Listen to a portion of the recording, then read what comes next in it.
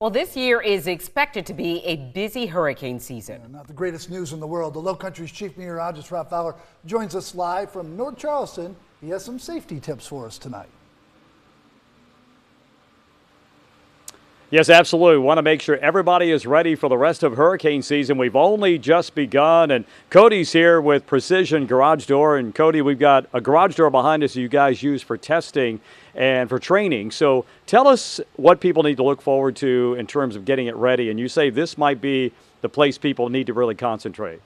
Yes, Rob. So your garage door is actually your weakest point of your house when it comes to hurricane season.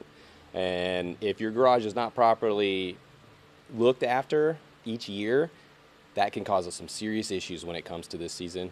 Some of the main pointers to look for is ensuring that you have everything taken care of, maintain the door, lubricate everything on the inside, which is what we take care of.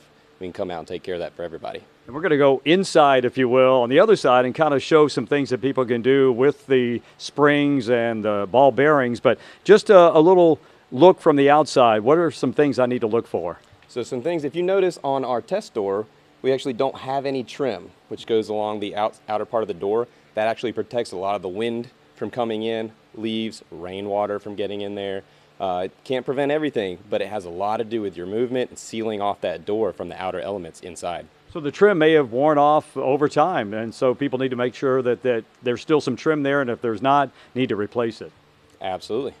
All right, any other big tips you can give us in terms of how to be ready and what you need to look for to get ready for this hurricane season? One of the biggest things to do for hurricane season is to have an annual maintenance done. It's very important for everything to get maintained. Lubrication is one of the most important parts of that. Your springs, rollers, the cables inspected, make sure they don't have any frays so your garage door doesn't release and break while you're trying to utilize it or escape.